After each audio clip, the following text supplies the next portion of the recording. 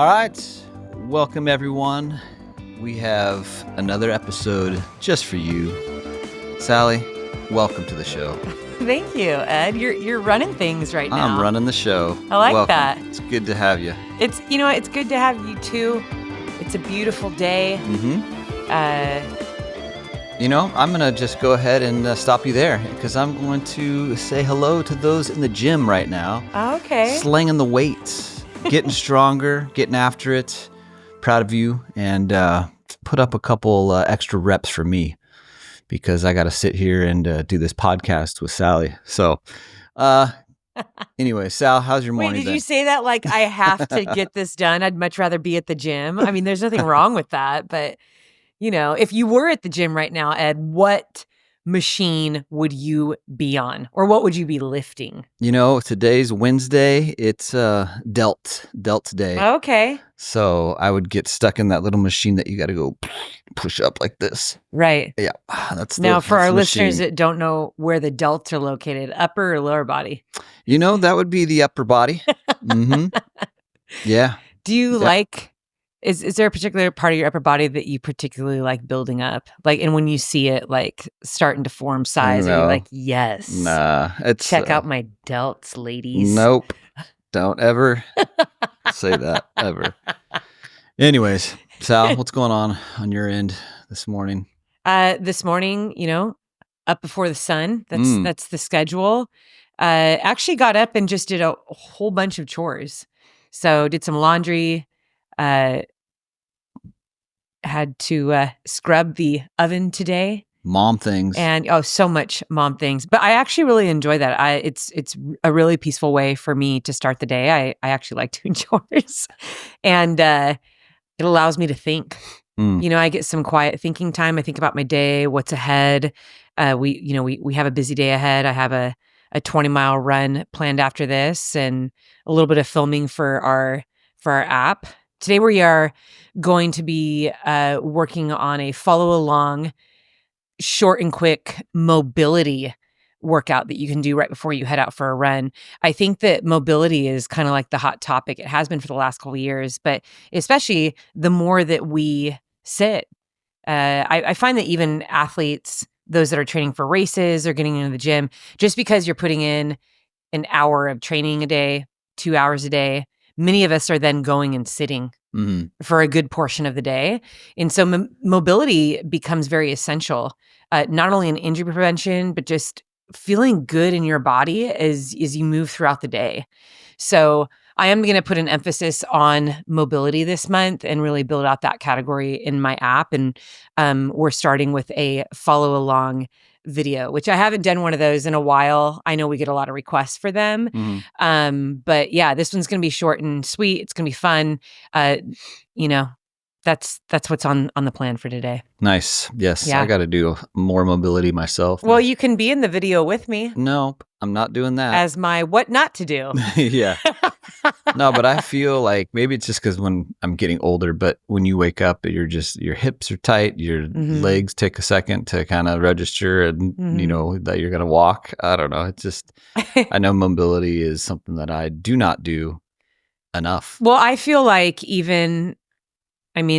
depending on what you're training for, when I first started endurance running, I was sore all the time. So sometimes the pain and the aches and the tightness come with a new activity that you're doing, or if you're increasing intensity or duration, your body can feel, inflamed, locked up, tight, and starting your day off with it doesn't need to be, an hour long. You can do 5 to 10 minutes of it. Yeah. Typically, I do mobility most days of the week. I actually really like the sessions. I used to not like them, but now I really like it because mobility is moving through stretches.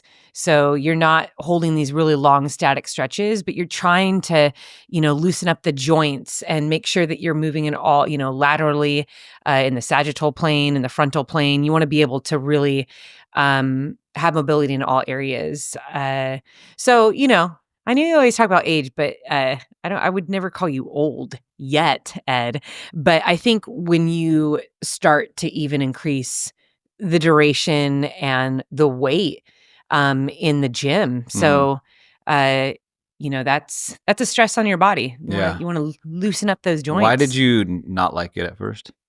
I think, like a lot of runners listening, when we are given when we only have like an allotted time to train, we want to use as much time as possible to run. Yeah. So being outside is a joy, or getting on that treadmill and just getting those miles done. We don't necessarily like to have to sit on a mat first or use up any minutes where we see that as precious run time. But, as I've moved through my career, I've started to realize that the reason why I've stayed injury free and why I can run these distances and stack races the way that I do is because I've spent time mobilizing my body and being patient through those sessions, and tacking that on with the strength. You have to do the little things in order to achieve what it is that you really love, like the bigger goals. So, it's in the details. We hear that all the time, but it's true. I mean, so much is in the detailed work that's boring, that is slow, requires patience. It feels monotonous. I mean, I've been to the gym with Mackenzie several times, and, I'll put her through some exercises. Some of it's mobility, some of it's like core work or very specific exercises. And 9 times out of the 10, she's like, I don't feel this. What is this working? This is boring. How is this helping? It's just, Yeah. I think in running, you feel your whole body with every step. You're picking it up and slamming it back down onto earth. And you feel that. And if you're doing tempo workouts, hill workouts, you finish those sessions and you feel like you actually accomplished something because your body feels wrecked or tired. And, with mobility, it's a little different. You start doing mobility and you're like, oh my gosh, I didn't know I was that tight, or I didn't know I was that imbalanced. The goal is then, when you are more mobile and you don't want to overstretch, there's definitely science behind that, like stretching too much. But I think mobility and static stretching, they are different. And the feedback that I get all the time in the app is people say, I just feel better running. I move better. I feel a little bit more agile. I feel lighter. And, that doesn't always have to do with building muscle and losing weight. It's just, we start to realize that the stiffness in our joints, it really does attribute to our running form, our running gait. In our long runs, we feel that too. For our listeners who feel tight hips and a painful lower back every time they go on a long run, start paying attention to mobilizing your hips, loosening up the hamstrings. I think that there's, we have this kinetic chain, and so much is connected to possible injuries. And, I've been a poster child for that at the beginning of my endurance career. The injuries that I had were not actually directly related to the area where I had the injuries. So 2014 was a great example of this, when I ripped my hamstring in the middle of North Face 50. And I had to, Coach Ann Trayson was coaching me at that time. And she pulled me out of the race and was like, you're done. We went straight to the finish line, and there was some PTs and chiropractors there. And they started to assess me, and they're like, oh my gosh, your shoulders and upper back are so tight. And it actually, that's the pulling shot down your back into the hamstring through the glutes. And that's all you needed was a perfect storm. And the North Face 50 was known for being a very muddy, wet, freezing cold race. And so I was actually hauling down a very muddy hill, which was super fun for me. But all it took was for me to plant my foot and slide a little bit too much and pop. So, I think that through the injury, I've learned to get stronger and to take better care of my body. And, that's never happened again. But yeah, mobility isn't fun. It's boring. I think core work is boring. I think stretching is boring.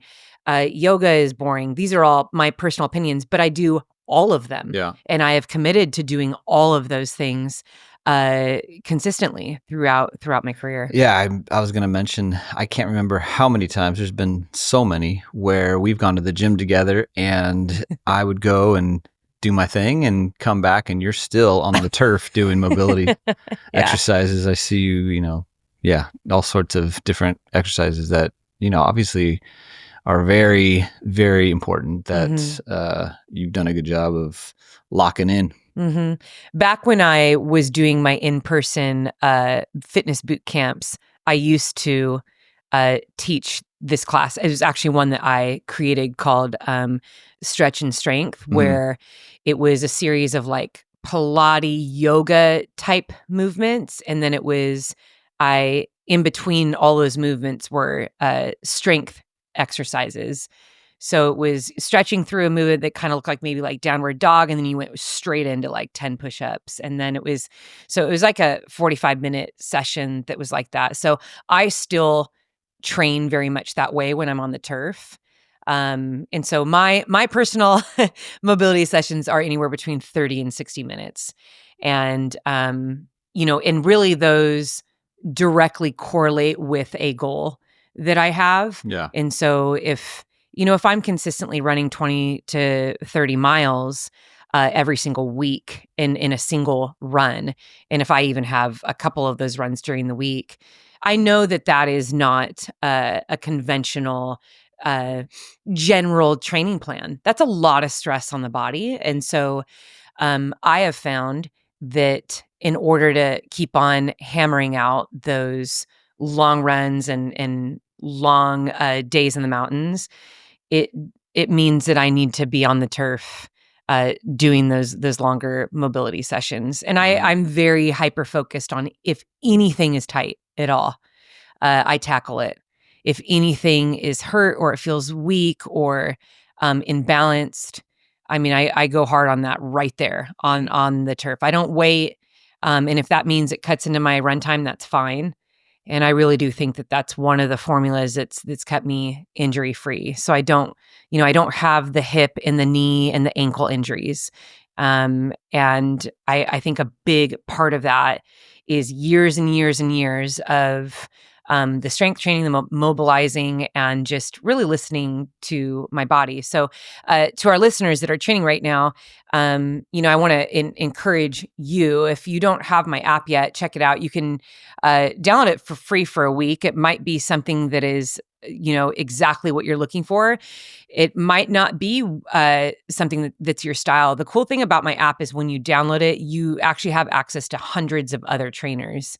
So, you're going to find yoga in there and Pilates. You'll find CrossFit style workouts. You'll find there's a lot of like postpartum and pregnancy type workouts in there. There's everything. And there's really like boutique stuff too. There's like jump roping and cartwheels and flexibility and, just trainers that only do mobility. So I found a lot of value in there, even outside of, the workouts that I put in there. But, I think that at the end of the day, if you want to train strong throughout the entire year and you really love running, and or maybe you're brand new to it and you just started embarking in ultras and, road marathons, or, you've just recently stepped into like the first distance of endurance, which I really see that as like the half marathon. It's vital that you do strength training and mobility. You have to work that in. And it doesn't have to be in the style that I'm doing. I mean, I know some people that, they're doing yoga twice a week and they have this awesome body strength workout that they do at home, and it's stuff that they created, and it's great. So, you got to find what works for you, that you're going to be excited about, you're going to be motivated to stick to. I know Eddie and I, we've had so many conversations about different seasons in our training where, we get super stoked. We go through a training plan, we achieve the goal, and then it's like the in-between that's hard. It's the recovery, and then it's like the building back up and then looking for that goal again. And those are the times where we're like, dude, I wish I had someone just to tell me what to do. Yeah. I just want to, and I feel like that was you last year after you did your marathon. You then went into like a strength training program that was totally calculated, and it was in my app. It was a different trainer. It wasn't me, but I think that sometimes we have to remember that our bodies, they need seasons. Our year is crafted in seasons. And so staying motivated, which, this is the topic that we're going to be talking about today, running essentials to keep you motivated in training. A lot of it is mental. and planning out what we're going to do when we hit those very natural slumps. It's okay to not be like 100% motivated. Yeah, let's go. Like, I wish I felt like that all the time, but and the word motivation isn't, I think we kind of use that interchangeably because motivation's a feeling, and it's fleeting. If we only trained when we were motivated, we probably only trained 2 to 3 days a week. Yeah. But I think people use like, what are you motivated by? I think they're also referring to what is your why? What is your reasoning? What keeps you going? And so I felt that, that was an appropriate word to use appropriate word to use right now. Cause I do feel that the definition around motivation is, it's sometimes it's people just looking for a reason. They're looking for a why. They're looking for that goal that keeps them going, keeps them excited. So what does that look like? But I also like to say in the same breath, if you're looking at motivation in a singular way, and that definition in a singular way, you're going to be really disappointed when you find that there is no motivation that stays with you 24/7 every single day. And that is where training your mind becomes essential in everything you do. And, we'll get to more of that later on, but, the mobility, that's something that has been at the top of every single training session for me, especially as I am building back. So I took 30 days off of just zero training, but I'm building up big miles right now, and my mobility sessions are actually longer because of that. Because I really want to make sure that I'm not setting myself up for injury, and also I want to be able to roll out of bed and keep pushing through these tough sessions. So yeah, that's the good coaching word for the day. There's the mobility plug. Yeah. All right. Well, before we dive into the actual episode, Sal, I am going to step in. I'm going to ask a pretty important question that we were talking about, and I'm going to address everybody listening right now. Okay. And the question is, what motivates you to stick with a running program? We're going to ask this at the end also of the episode. But if you're watching on YouTube, you can answer this question for us in the comments, or actually on Spotify, there's a little poll that you can go and answer there in the show notes. But yeah, so that's the question. What motivates you to stick with a running program? So I love that, Eddie. I mean, I have to get credit here because I'm the one that came up with that question. It's a great question. It's a great question. Gets you thinking.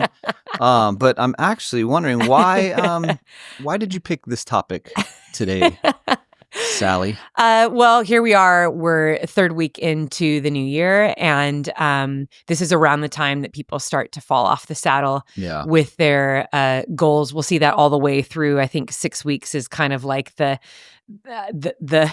biggest drop off that we see when people are working toward the other day. It was like the 10th or 11th. It was January 10th or 11th. There was like some type of day where people. Oh yeah, that was the quit it's day called something. Or something, right? Yeah, Quitter's Day. Quitter's Day, and that's so funny because I was trying to do like push-ups every day, and by that 10th or 11th day, I was like, this is getting hard. You're like, I fall into that category. Yeah, so how that weird. Was weird. Yeah. Anyways. Yeah, I think this is something that people are constantly looking for. Yeah. I know people are going to listen to this episode at different times in the year, but that's at the root of it is, man, this is a great time to really motivate people to keep going. But I really just want to bring to light a couple essentials that we're talking about later today. But that question, what motivates you to stick with the running program? I'm always very intrigued and curious about what motivates other people, because we're all motivated by different things. Yeah. I think you and I, we were discussing this yesterday. We had a good conversation about it. Some people, when they're out on a long run with their buddies, or maybe even before they start, it's hey, dude, let's go to a long run. We'll hit some beers at the end of it, or, and some people are motivated by that. Yeah. Like, yes, dude, like. Me, that would never motivate me. But if you're like, dude, we're going to go to Sidecar Donuts after it. Oh yeah. I will run any distance for Sidecar Donuts. A chocolate bar and maple bar. I will run any distance that you want. So I think, and that's a very superficial, easy example. But I think when it comes down to it, people are looking for reasons to stick to their goal. And I think sometimes if we're being honest with ourselves, as we move through the challenging weeks in a training program. So that's like once you get past the hype, which is usually the first couple weeks. Yeah. If you have a 16, 20, 24-week training plan, and you think that because you're so excited to run your first marathon or your first 100, that you're just going to be enthusiastic the entire time, it's going to be a rude awakening. Truth is going to be staring you straight in the face and asking like, wait, why are we doing this? Because I am tired and sore and stressed out and busy. And, maybe this just isn't the season for you. And if we have not prepared our minds, if we have not been honest with ourselves about why is it that you're actually going after this goal? And we can learn a lot. And I don't even think that people need to have this very strong or, intense, deep reason to do something. Sometimes we set ourselves up for a goal simply because we are longing to grow in a certain characteristic that we want. So if we're longing to grow in the area of self-discipline, we want to really check ourselves in that area. If I'm someone that I look back in my life that every single time I have a goal for myself and I'm always splintering, a couple weeks in or in the middle of it or right before I think I'm going to reach the goal. There's all like, that's a great, embarking on a new goal is a great way to get information about yourself and to be honest with yourself and to find ways to overcome. And I think that a training plan, signing up for a race, sometimes it isn't always just about that medal. It's I want to be committed.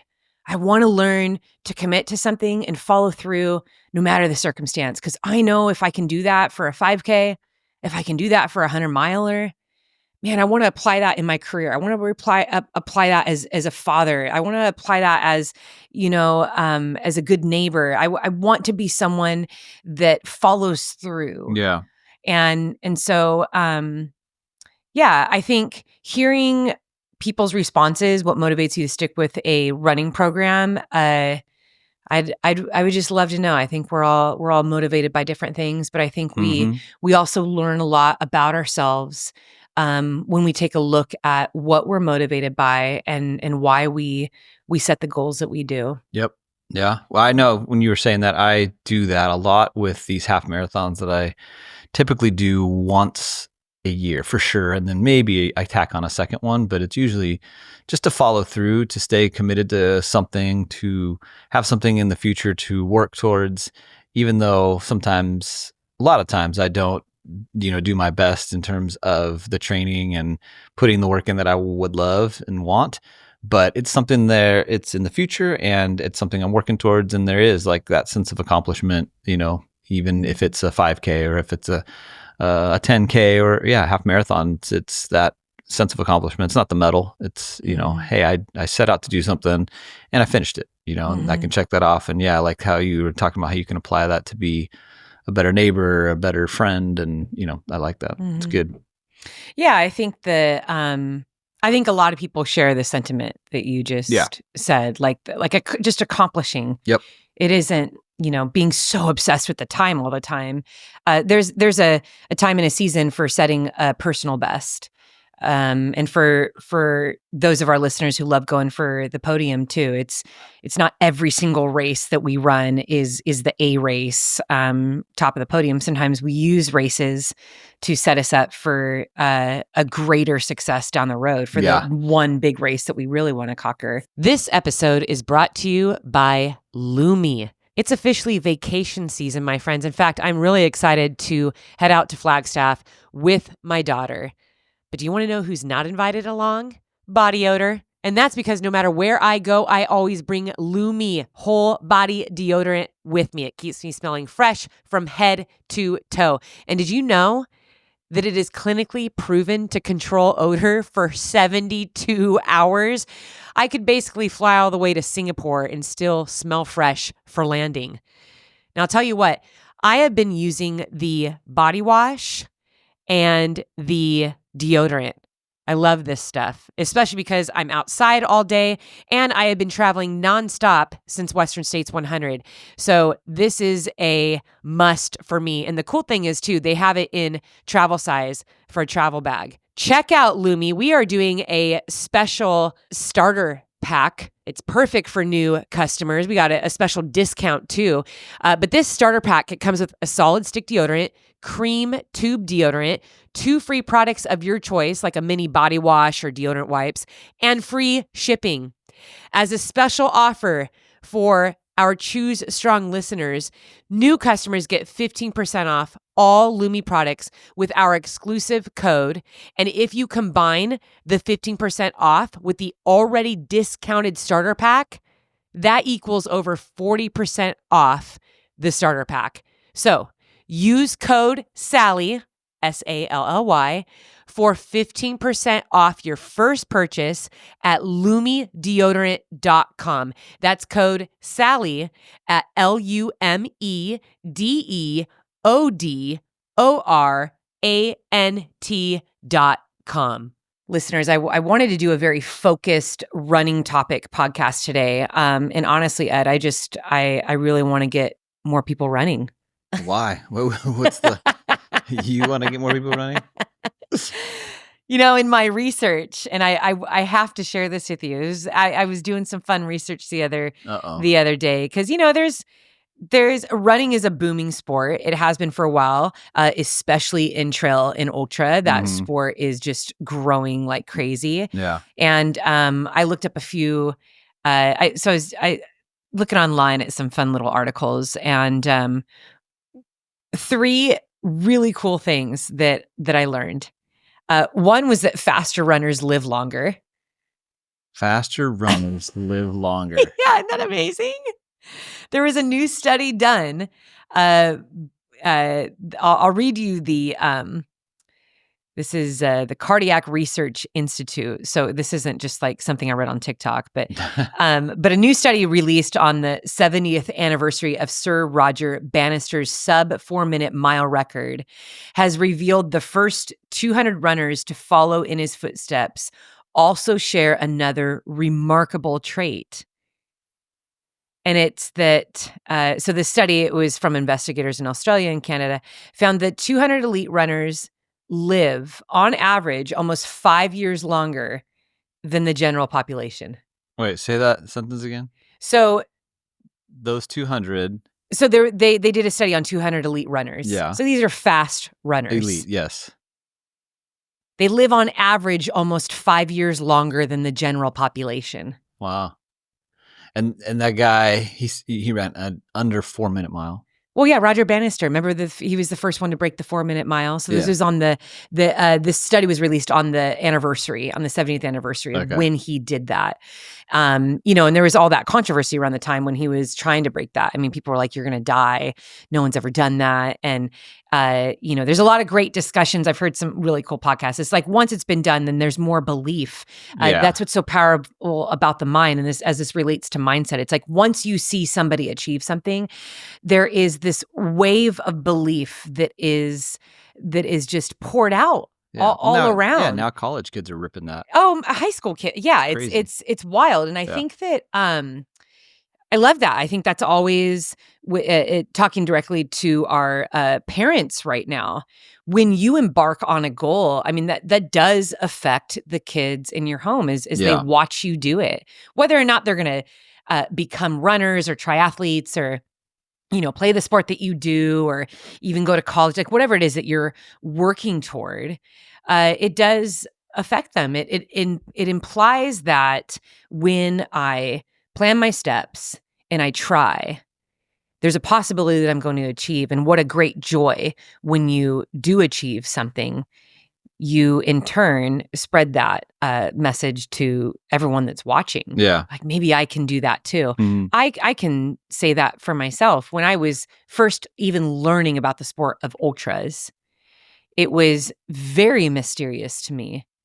But when I reflect back on how I navigated learning about it It was trying to find as many videos as I could, which were all these janky handheld camcorder, Oh yeah, I'm you sure. know, and then looking up Facebook profiles of people that did the sport, like doing cold messages on Facebook and asking people questions.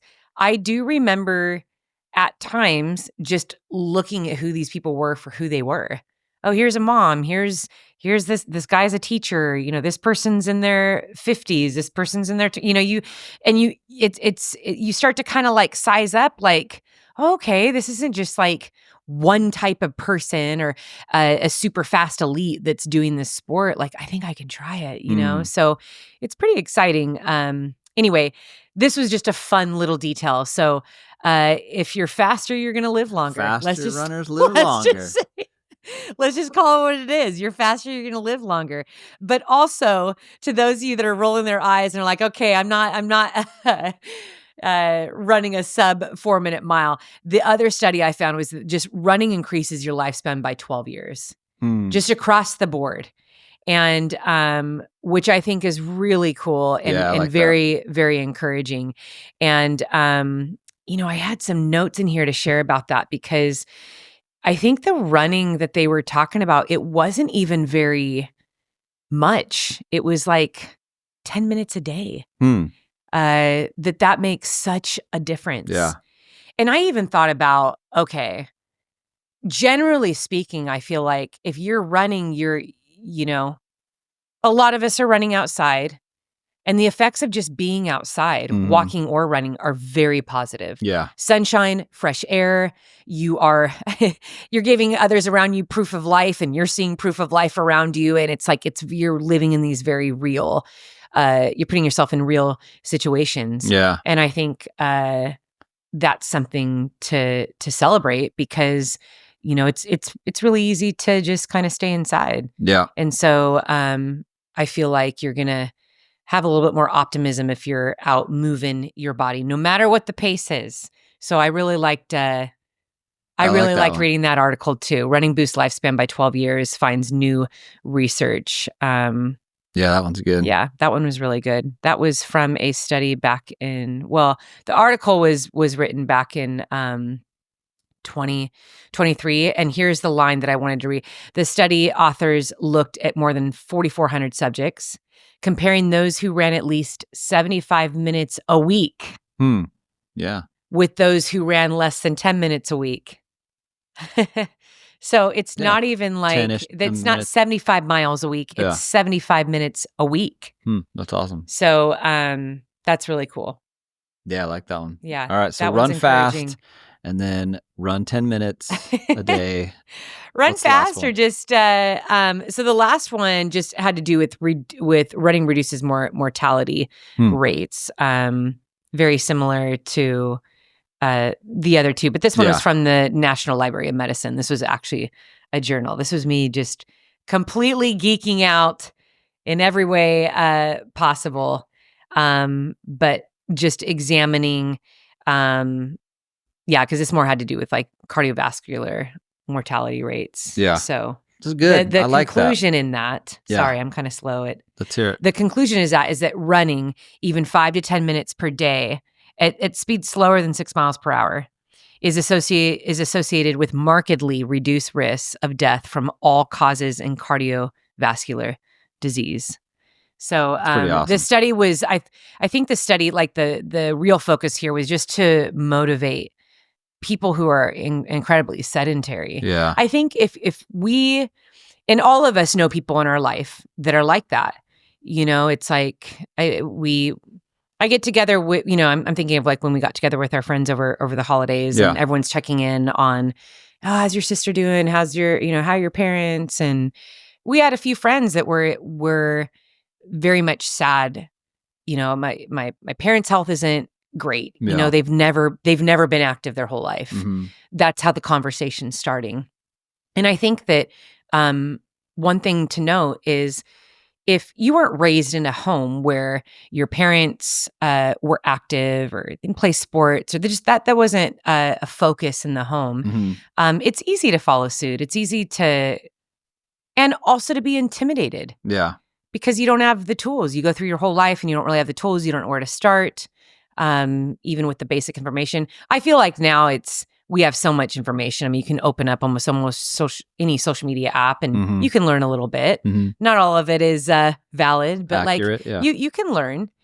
But I think the study here, which is very important, is being able to encourage those that have lived a sedentary lifestyle or have let themselves and their health go.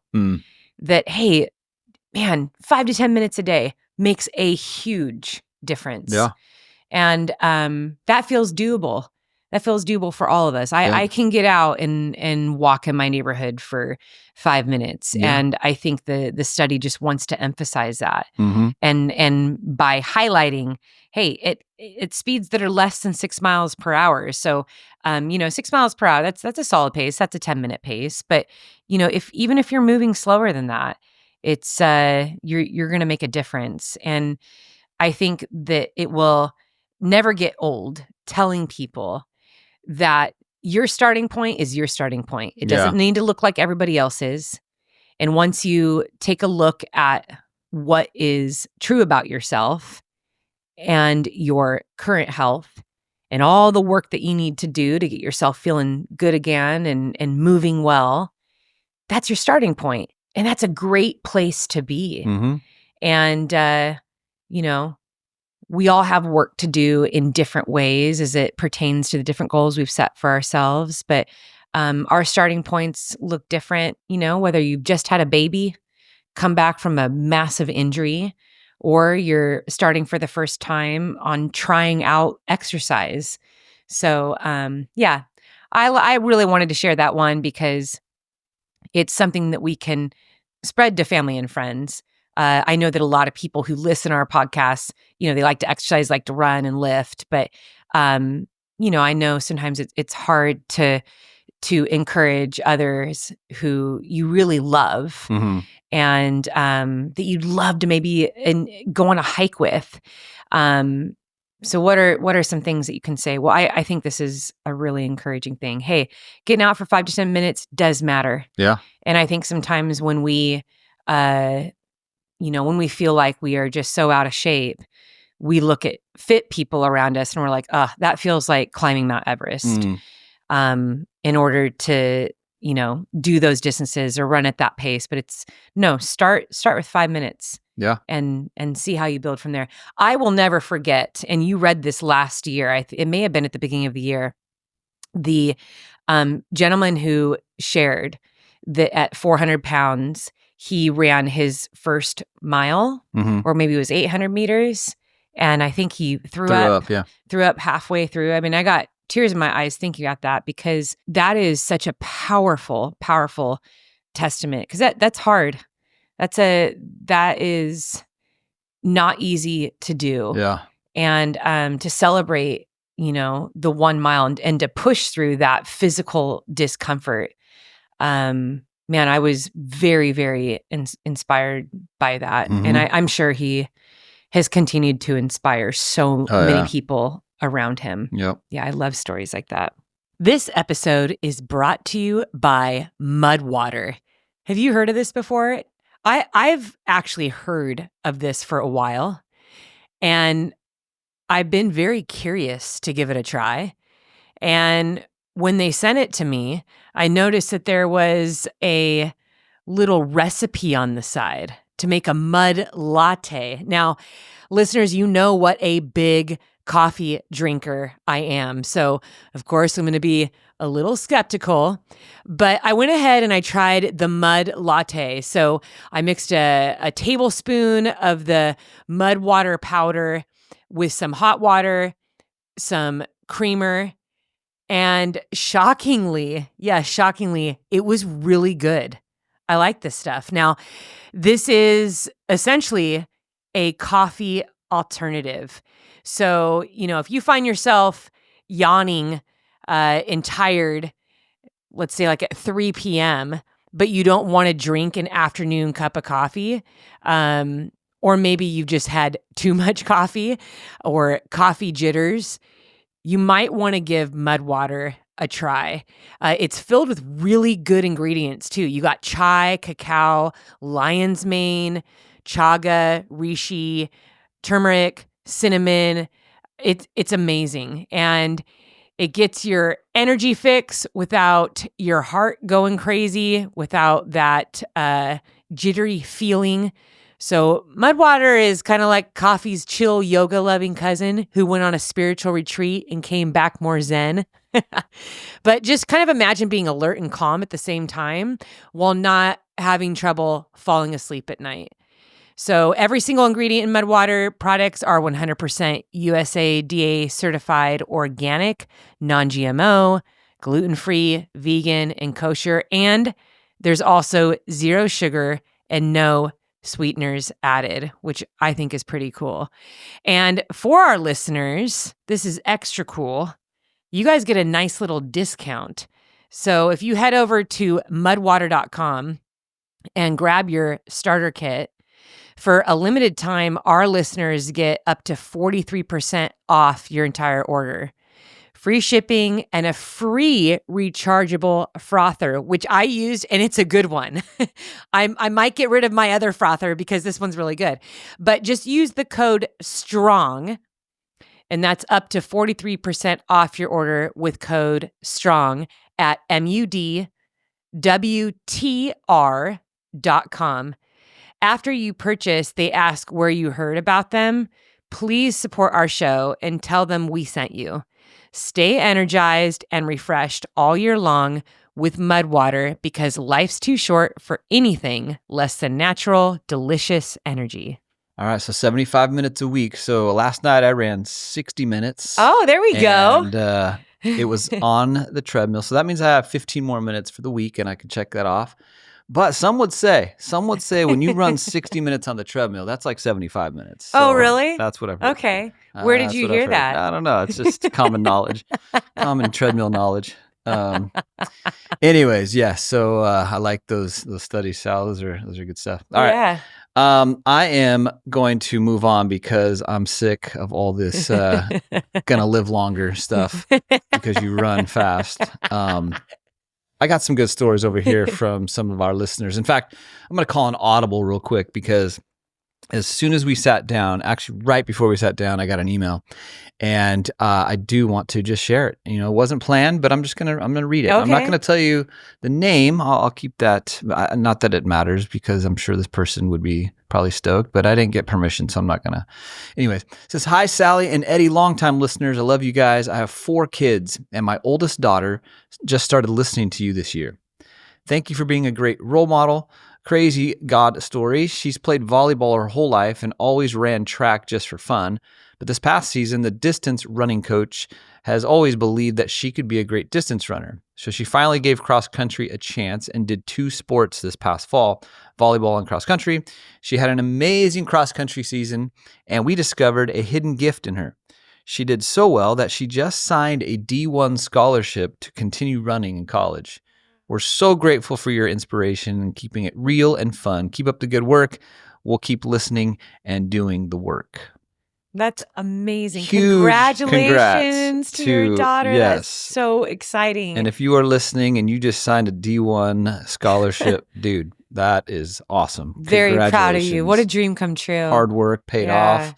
Found that hidden gift.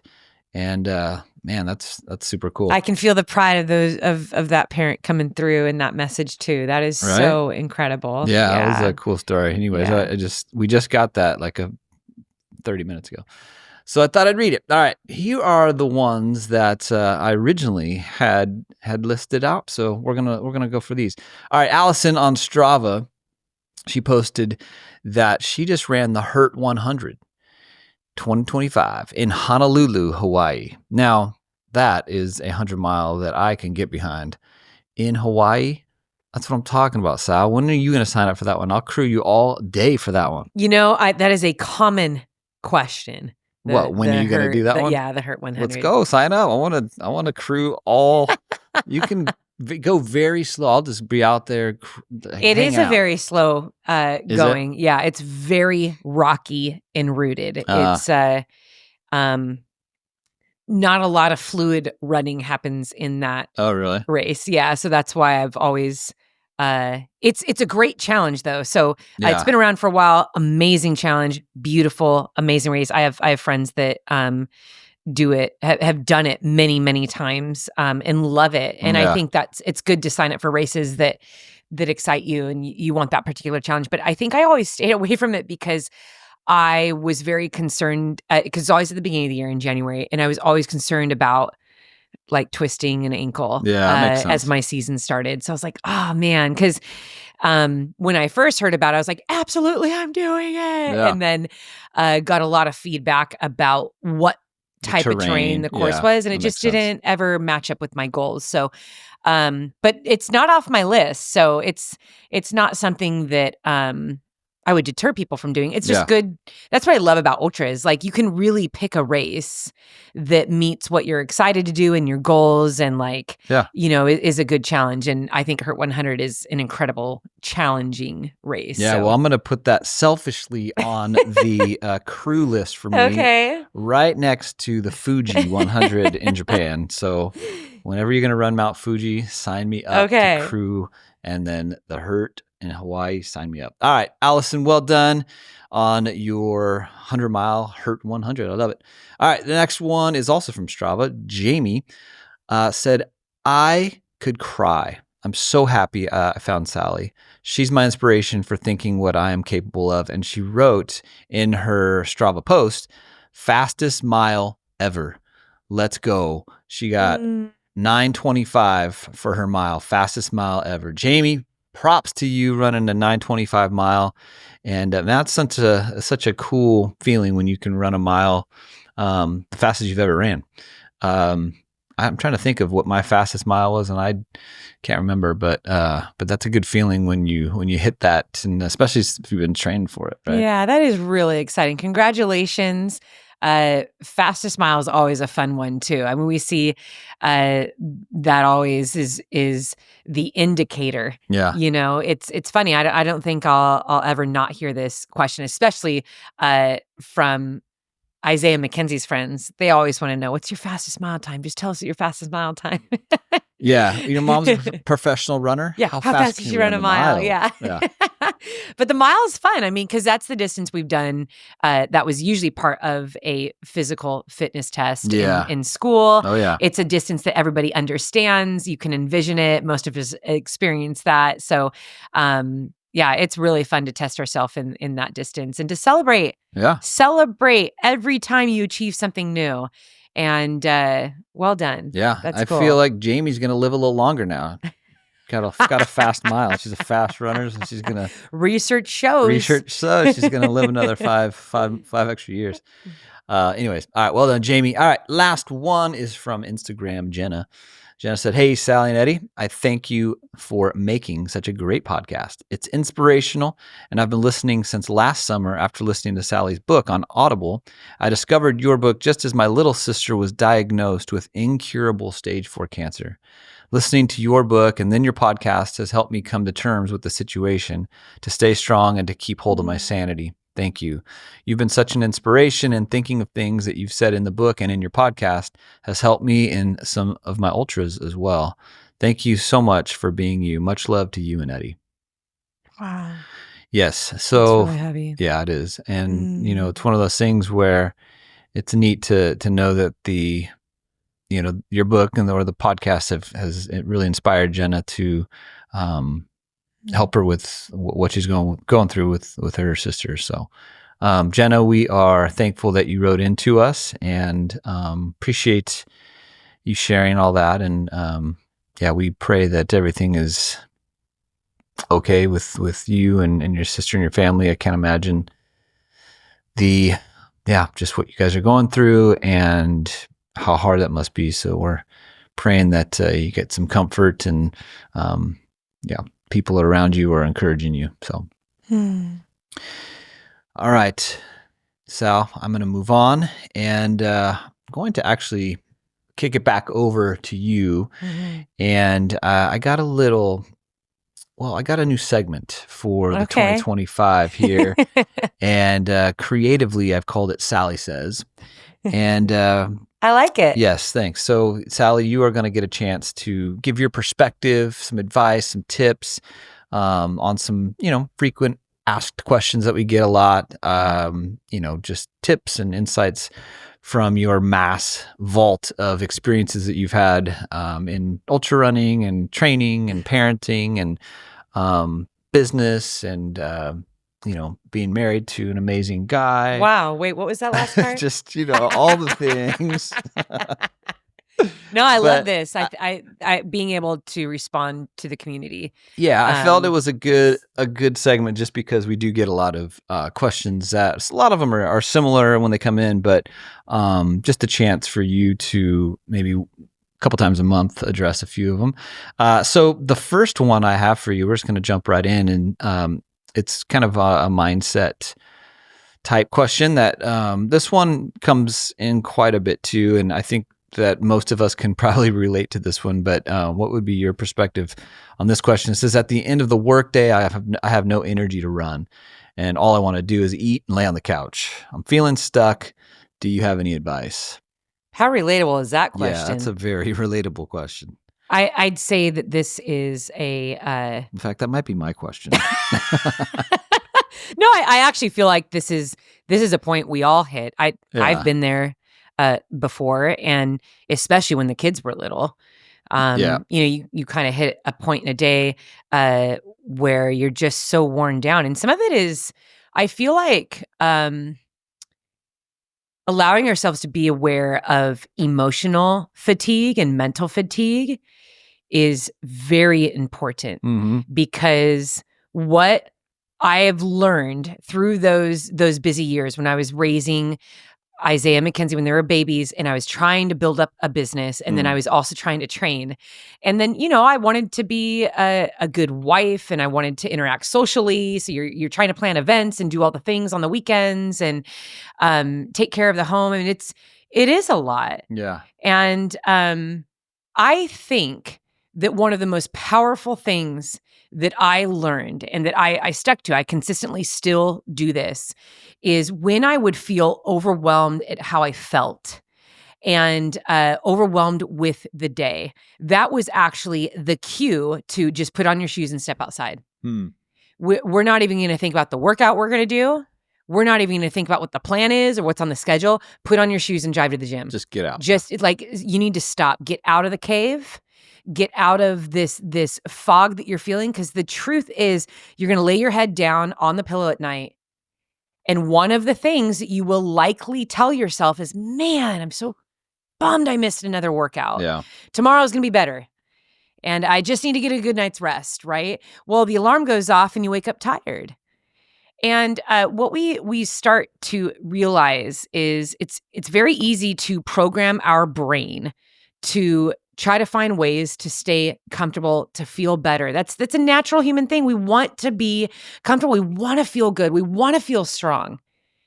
But we have to actually use those moments when we're trying to find ways of comfort and say, no, this is actually now when I need to be stronger. This is actually now where I'm going to turn off what I'm feeling. I'm not going to listen to all the reasons why I should not step outside, why I should not put on my shoes. I'm just going to go outside. I don't think we have a problem with people overtraining. We have a problem with giving up too easily. We have a problem with fearing discomfort. We have a problem with leaning in way too much with how we are presently feeling and totally ignoring what the goal is that we want to achieve. We have too easily lost sight to the things that are actually important to us because we care so much about how we're feeling in that moment. And we have made ourselves to believe that if we don't feel strong, if we don't have this robust energy all the time, then now's not the time. I shouldn't be doing this. I'm not strong enough to do that. Obviously, that's not for me. And man, so many missed goals, so many missed opportunities. Missed opportunities to grow and get stronger. We don't get stronger when things are easy. That doesn't even make any sense. You only get strong by working through those things. And so what I say to this person is, I have been there 1,001 times. It is at least 1 or 2 days a week where I'm like, oh my gosh, I am so tired. I have so much to do. Or well, I wasn't expecting that to pop up today. And I then have to say, now is the time. This is where we're going to get stronger. Our minds are so powerful. What we choose to focus on in any moment says a lot about our mindset and whether or not we are going to get stronger through that or just keep repeating that pattern. Mm-hmm. So I think that when goals slip through our fingers, when we lose fitness, when we realize that now it's been 2, 3, 4, 5, 6, 7 days since we worked on that goal that we had set for ourselves, it's a slow process. Rust does not happen just overnight immediately. It's a slow breaking down of the metal. Mm. And I think that as humans, we naturally lean into a lot of the same things. We all want to be strong. We all want to be mentally tough. I think that right now, listeners, we can think of people in our lives that we admire who are like, man, they're always mentally tough, or they're so consistent. They always seem to be on top of things. Let me tell you right now, they also have most, if not very similar, same struggles that you do. They do feel the cold air when they step outside in the morning. When the alarm goes off, they do feel tired. When there are losses and tragedies in their life, they are feeling the same heaviness and sadness. The human feelings that we all share are also what connect us. And this is also why it's so powerful that we show each other how to be strong, how to work through these things, to never give up, no matter the circumstance. And it starts right there in our home. If we talk about wanting to inspire, to change the world, to encourage people around us, for those of you that live with families or even, just roommates, that's where it starts. It starts right there. The change starts right there. It starts when you look at yourself in the mirror and you choose to commit. And it doesn't need to be these earth-shattering things. So if you come home from a work day, and let me tell you, I can very powerfully stand in this. I have been working since I was a kid, sometimes 2 to 3 jobs at a time. When I was in college, 18 units, 2 jobs, captain of the soccer team, amongst other personal massive challenges going on. I was sleeping 3 to 4 hours a night, and I did that for over a decade. Was that entirely healthy and balanced? It wasn't. But I chose in that time to go after something that I believed in. I wanted a better life. I wanted my life to be purposeful in ways beyond me. And it took a lot of work. And I'll tell you what, I'm still working on that. But when people say to me, I'm so tired at the end of the workday, let me tell you, I feel that deep in my bones. Deep, deep in my bones. And when I hear moms say to me, well, I don't have any help and I don't have the support of family, and the kids really stress me out, I feel that just in the most aching way. I understand that. But I also always have to follow it up with, do you also consider how much you matter? You do. You are so valuable. And the things that you want to do in life, the things that you dream of, that have been in your head for a long time, that are meaningful to you, they deserve your attention. Now, your goal and what you want to achieve, it doesn't know when you're tired or not. But man, when it is chipped away little by little and you finally achieve it, man, that's the best feeling ever. You are showing yourself what is valuable. Now, some days you are going to feel so tired, and you know what?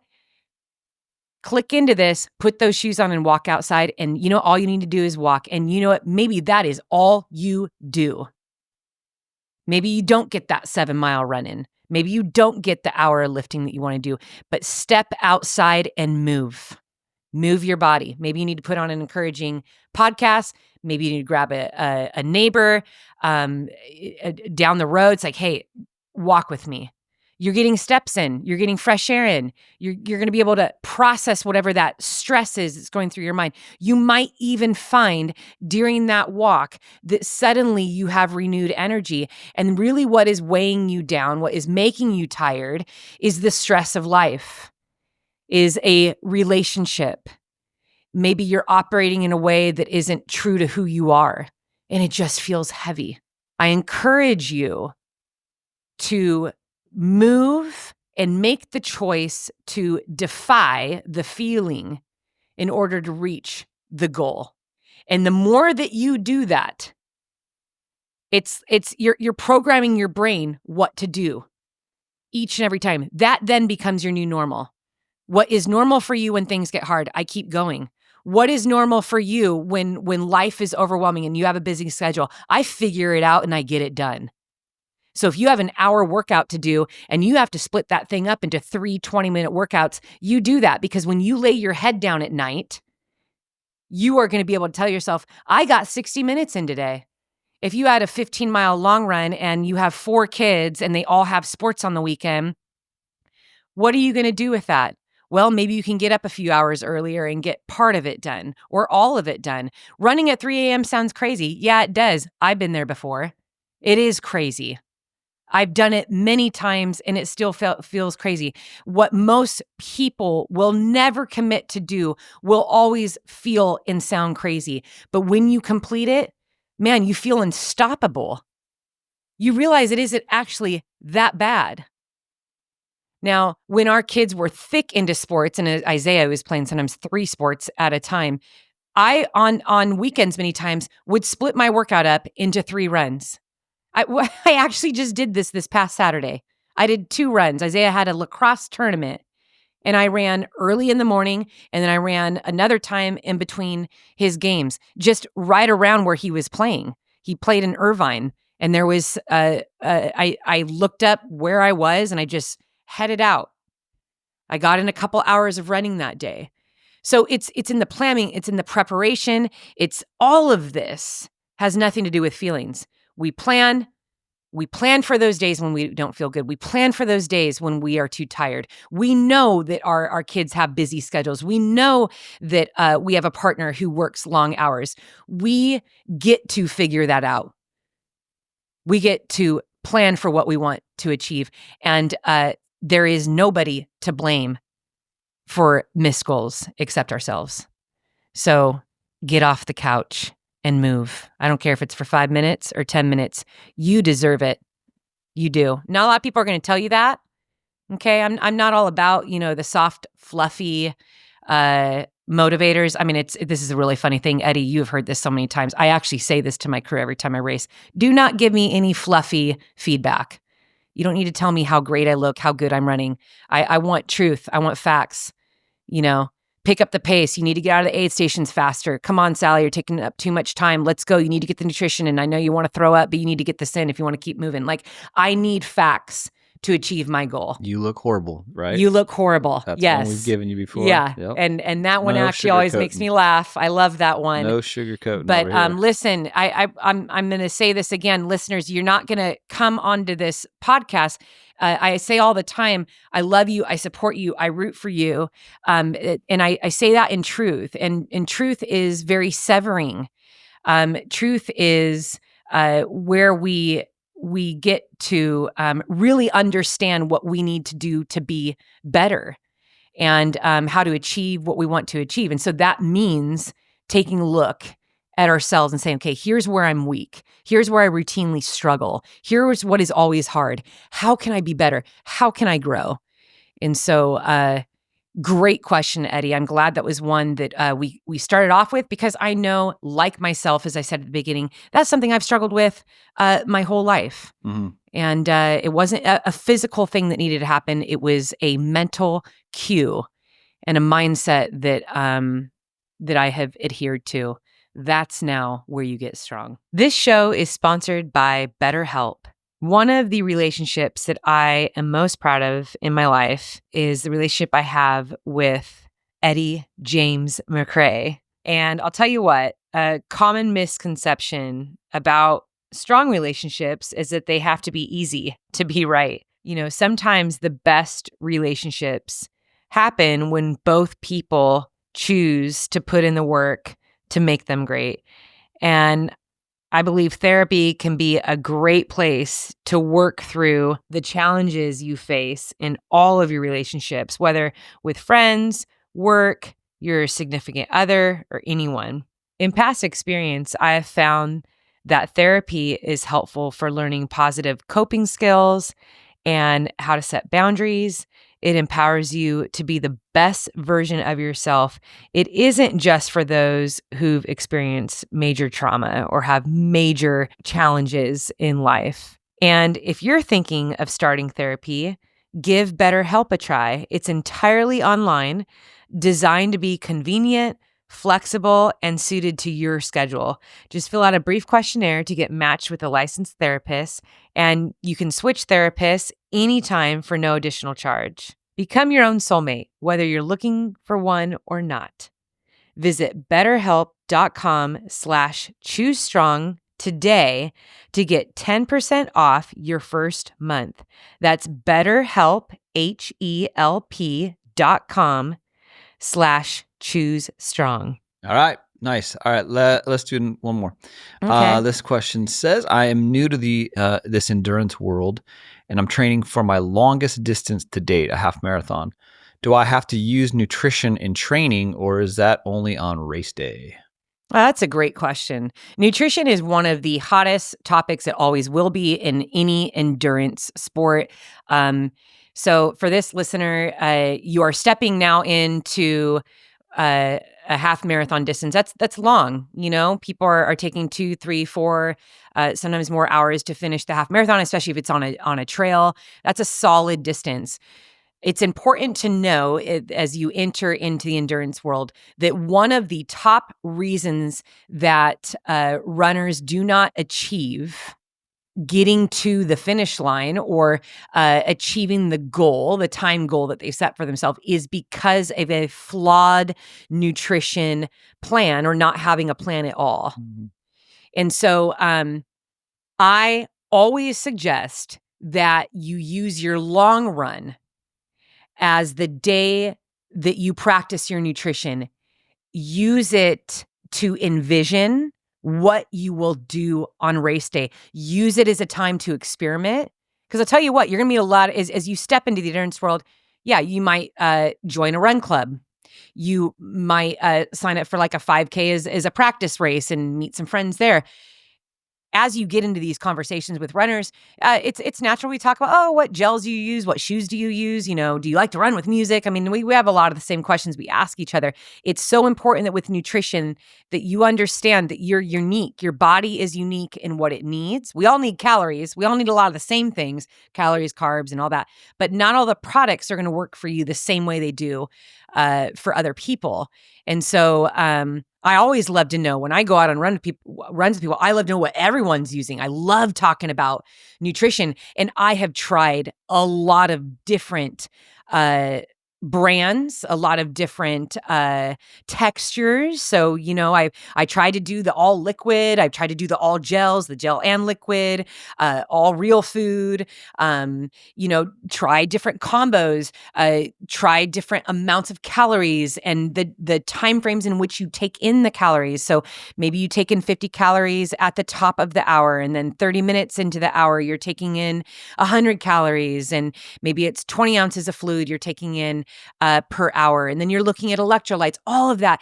This is all wonderful, powerful feedback that's going to help you be stronger on race day. And if you love this distance and you find that after you cross the finish line, which you will, that you want to go further, the nutrition data that you have on yourself, what you're learning about yourself with every long run, with every race, is invaluable. And so continue to practice with your nutrition. Now, I'd say across the board, we hear this a lot with coaches, but coaches usually aren't so focused on runs that are 60 minutes or less as needing nutrition. Now, and that's just generally speaking. I've heard coaches say, it isn't even till 90 minutes that you even need any nutrition.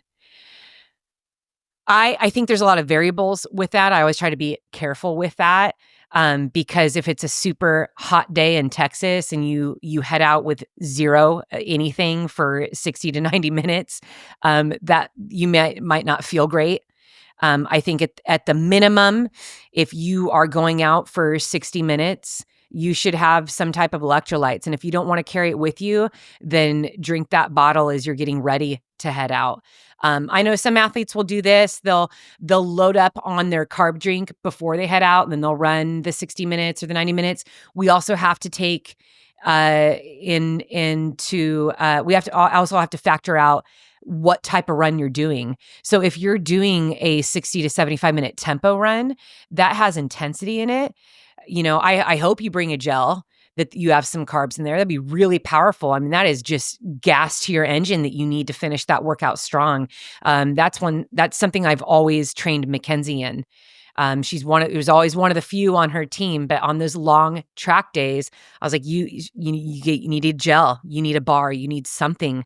Even though your races are so short, it's very, very important that when you start to take that intensity up and you're really pushing your system, give it some fuel. So it doesn't need to be a lot too. I think sometimes people are intimidated by nutrition because they're thinking of it as a whole meal. You're not bringing a ham and cheese sandwich and chips on your long run, although some ultra runners might if they're out in the mountains for a full day. And hey, I'm not against that. But I'm speaking more to the half marathon here. Pay attention to what you eat the night before.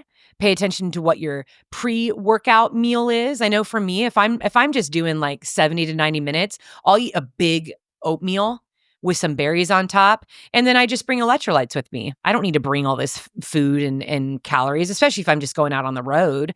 So that's something to consider. Nutrition you should practice all the time. 5K, 10K, half marathon, your nutrition as a runner is not just during the run. It's what you eat at night before you go to bed, especially if you're a morning runner. What are you eating before? What are you eating during? How do you fuel after? All those things help you get through a workout strong. They help you recover. There's a lot of pieces in nutrition, and we can't only practice it on, I'm running a marathon, I guess I should grab some of the gels at the expo. That's where we see, people talk about that wall they hit in marathons, especially our newbies. And a lot of it just purely nutrition. They just didn't practice nutrition. It wasn't consistent in their runs. That wasn't something they adhered to in their recoveries on a consistent basis. So, that's just that's the shout out today, even to our veteran, runners right now. Make sure you take a look at your current nutrition plan in both recovery, in training, in your long runs, on your intense workout days, because there is a system that needs to be put in place in order to keep you feeling good and fueled throughout your entire training program. I've heard one too many times of people getting burnt out. They're like 9 weeks into their program, and then I find out it's like, you're not eating enough. You're not eating the right things. Your electrolytes are trash. Like you're just drinking water here and there. And it's 9 weeks where your body's finally caught up to you. And it's like, man, I am so tired. But, dialing in on the nutrition and electrolytes are going to help you stay strong, not just for that training run, but all throughout your program. There you have it, folks. Sally says, done. There we go. Hope that answered a few of your questions out there. All right, Sally, let's move on to the meat and potatoes of this podcast. Okay. Yeah. Today's, it's titled 2 Essentials to Keep You Motivated in Your Running. Mm-hmm. And just for kicks and giggles, Ed, I'd love for you to share your answer. What keeps you motivated in your running? You only get one answer, though. Oh, I was going to say, I have quite a few. Yeah. But, and like, honestly, like, what gets you motivated to run? So the main motivation for me is I want to beat my daughter in a 1 mile race. I am here for that training. I am so here for that. I don't think there's enough days in my life left that I can achieve that goal. You never know. Oh man, can you imagine? You never know. She's pretty fast. Yeah. She's ripping around the track in the 4s. So proud of Mackenzie's speed, but I think that's a fun motivator. Yeah, it's the competitive side of you that comes out. And like I said, this is why I love to hear people's responses in this, because we're all motivated by different things. I'm thinking of Natalie right now. My good friend Natalie, we've been friends since college. She's one of the most competitive persons I've ever met. When we all get together and we're playing games, watch out. Mm-hmm. And because of that, she is like my favorite person to play games with, because she's so deeply competitive. And so, for some of us, it's that they love the competition. Competition is fun. And so signing up for a race and setting the bar high and seeing how high you can get on the podium, or if you can break the course record. I mean, those are great motivators. Yeah. So, I love that. It's a very common line, but it says beat yesterday. Mm-hmm. And as it pertains to yourself, this is like, man, I just want to be better than yesterday. I want to be better than that last race. Can I conquer that course a little bit better? Yeah, so, I like that. That's a good one. Yeah. Yeah. So that's my one answer. I will think of better ones, but yeah, I mean, you can also go into the show notes, Ed, and answer where you see that poll there. I'd love for your name to pop up. Yeah. It'll be fun to read for those. But let's go ahead and I broke this down into 2 parts as motivators, both in the mental and physical. And we're all motivated by different things. And even those things that motivate us can change throughout our training. So let's say, for example, you originally signed up for a race because your friend was like, let's sign up for this marathon. Mm-hmm. Let's train together. And that's essentially why you did.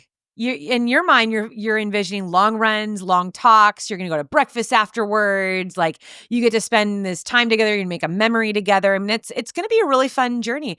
Well, 4 weeks in, your friend gets injured pretty bad. So you now have to decide whether or not you're motivated to continue in this training on your own. And I think that's kind of like where I want to start, because it's not uncommon that we lose motivation halfway into our training for a race, or like a fitness goal. Now, a lot of what I'm talking about today is it is very run focused. So, and I said this earlier, and I'm just going to reiterate it again. I'm not really one who leans into motivation as a necessary tool for what I do day in and day out, because all of our feelings, motivation comes and goes. I think this word is so frequently used as a synonym for our why or the reason. And so that's really how I'm talking about it today. So the example that I just gave, these 2 friends that are going to accomplish the marathon together, they're going to train together, they're going to share all these, weekend long runs together. They're going to go to brunch afterward. I mean, this sounds fun. This is a journey we're going to do together. But now halfway in, things have changed. For some of us, it's just the training feels too heavy. It feels like too much. We hear runners say that, I'm halfway into this and I just feel like this wasn't a good idea.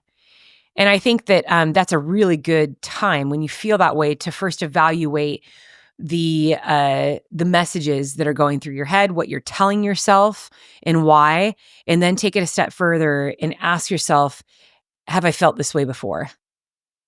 Have there been times in the past when I've set a goal where I get to the middle and then I'm like, this wasn't a good idea?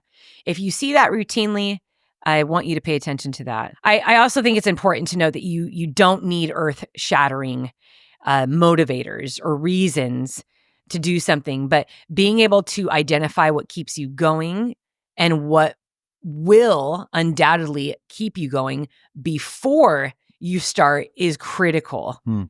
And that's where I'm going to start today. So a mental motivator to keep you focused and showing up when running gets hard or laborious is envision success. I'm going to say that again. You need to write this on a Post-it. If you want to write it in your notes on your phone, envision success. See your goal as you have already achieved it. This is so powerful. Envisioning your success is not just an idea, but it's a proven and powerful mindset tool that successful athletes around the globe, they use it in training, in racing, across all sports. And it's something you can do. You can immediately do this. It's very simple. Now, I read this research article in my research for this podcast today.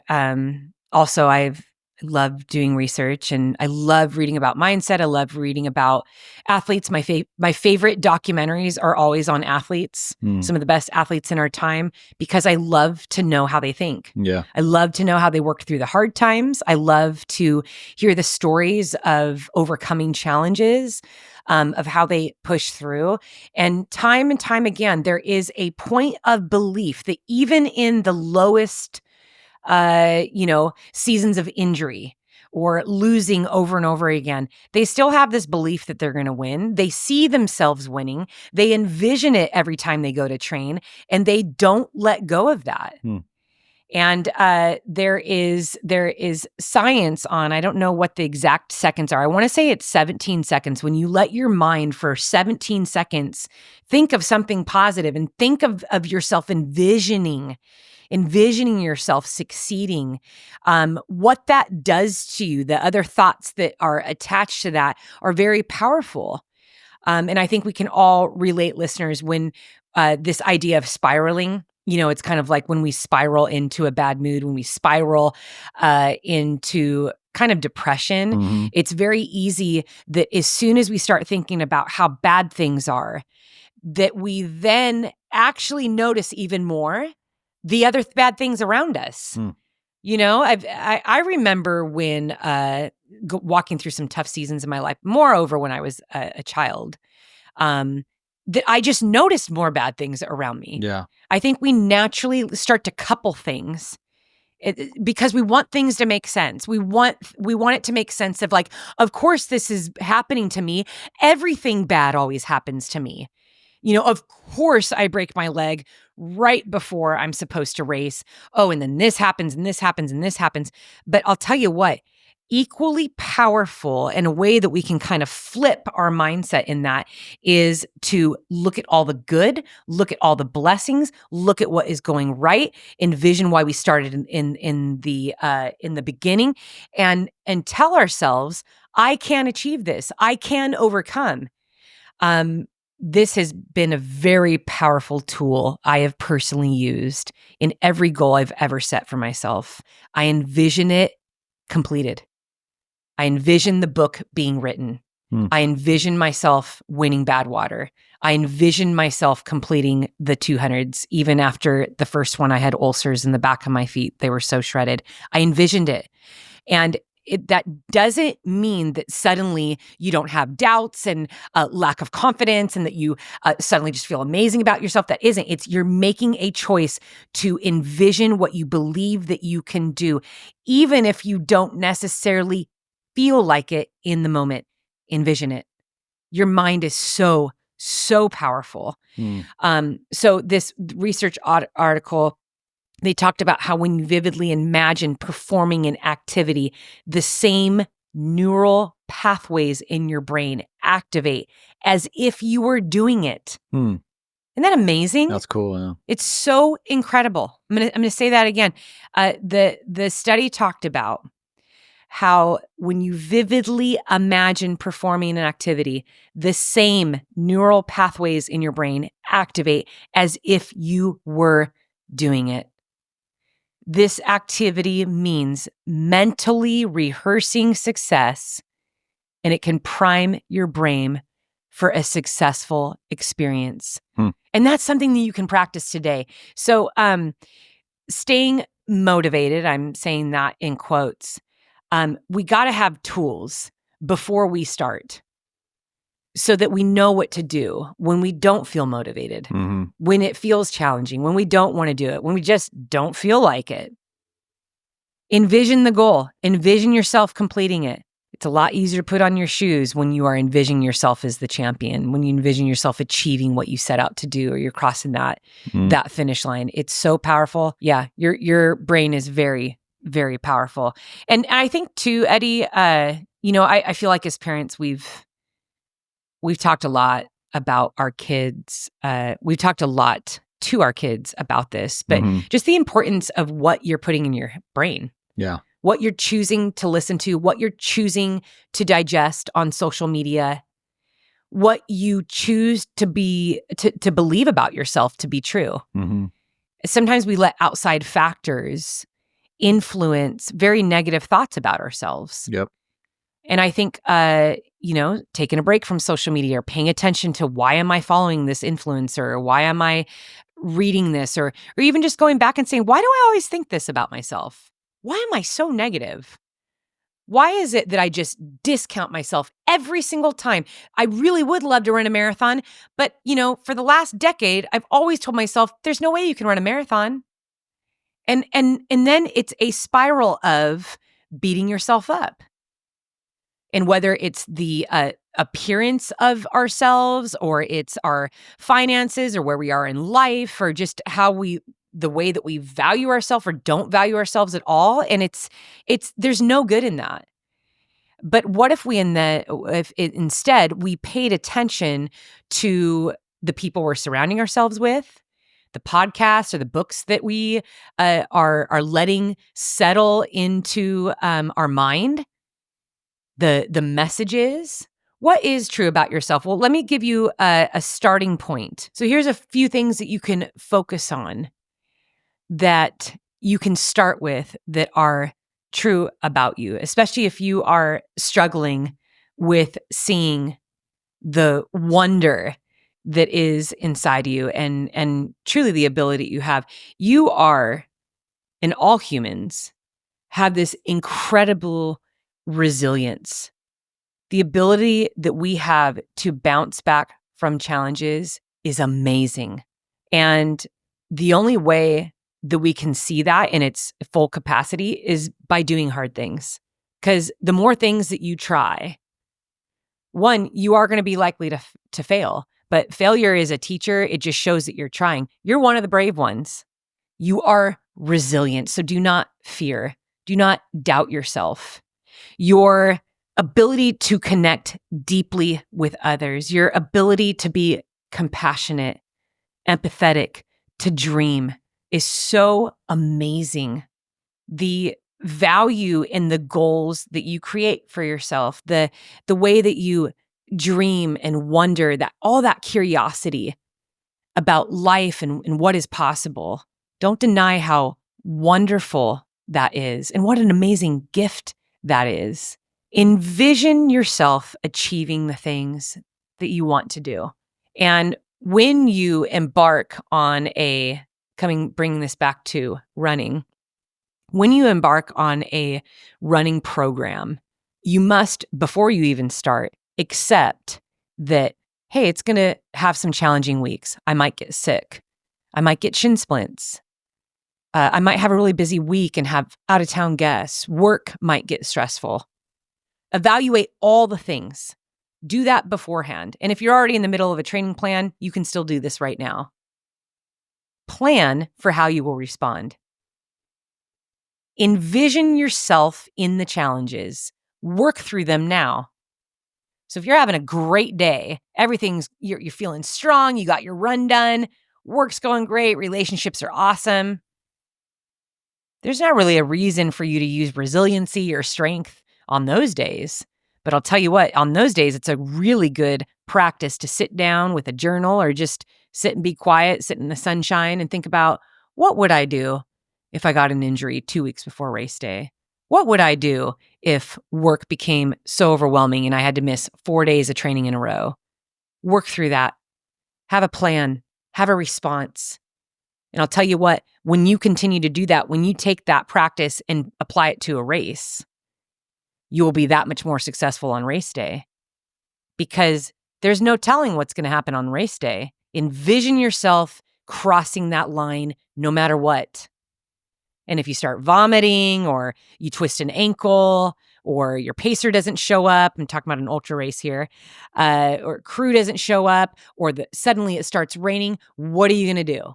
Mindset, in the way that you envision yourself to succeed, but also envisioning how you will very powerfully work through the challenges, are some of the greatest tools that you can put in your toolbox as you work toward any goal that you set before you. Envision success. I like that. I love that research that you did, how it's as if you are doing the actual action. Mm-hmm. That's awesome. I really like that. That's good stuff. I think for me, when you're talking about envisioning success, I'm thinking back to this half marathon that I did a couple years ago. Mm-hmm. It's actually the one that I have ran. That was my fastest one. Mm-hmm. That was OC marathon, yeah, right? The OC half marathon. Shout out to Gary Kutcher. Yeah, shout out. Yeah. That was, I don't know, 17. Yeah, 17 right or 18 around there. Yeah. But I think I know the one you're going to talk about. You trained you had a pretty solid training plan for that. I remember. Yeah, I did. I think I mentioned this before, but I spent a lot of time on the stairs and really got my legs pretty strong, and but yeah, I remember sitting there pulling up in the parking lot. It was like a 6:30 a.m. start, and I got there at like 5:30, and it was dark, and I remember it pouring rain, like, sitting in there. And I remember sitting under the light in the parking lot, and it was like that sideways rain. And I was like, oh my gosh. Were you sitting outside? No, I was in my truck. Oh, okay. So I pulled up, and I was like, drinking the last of your coffee. Yeah. Had my banana. I'm envisioning this right now. Is the sun up yet? No, it was dark. So it's dark. It's raining. It's cold. Yeah. And I'm sitting there, and I'm like, this is not ideal. This is not what I want to do right now. I do not want to get out there and run 13 miles in the rain. Mm-hmm. But it was one of those things where I knew that after I crossed the line, even if it was raining the whole time, I would be stoked. I would be pumped because I did put in the work that I was proud of, and I wanted to essentially show that off, right? And prove that what I did was worth it and stuff like that. So anyways, I just remember like I had to envision myself finishing, because even throughout the race, because I was standing there before the race even started, and there were puddles. We were all standing around, and it was just puddles of water. And I remember the first like 2 miles, my socks were soaked, my shoes were soaked, and I was like, this is unbelievable. Like, I thought I was gonna be running fast, and it's just like that slushy. It's one thing if you're like on a trail, I'm sure, and there's like mud, you just expect like, dude, I'm gonna be in the rocks and the mud. But on a road, like, you're like that I don't know, it's not ideal. So did you have any training in the rain? Was there a lot of days that you were running in the rain? I don't think I did at all, actually. No, I don't remember, because usually I'm pretty weak when it comes to that. If it's rain, I'm not going out. Like, if it's cold, I'm not going out. Like, I wouldn't call you weak. It's just not your preferred weather choice. It's not my preferred. You're not. Yeah. So like I said, I spent a lot of time climbing stairs at the gym, doing a lot of like exercises, and not a ton of running, to be honest.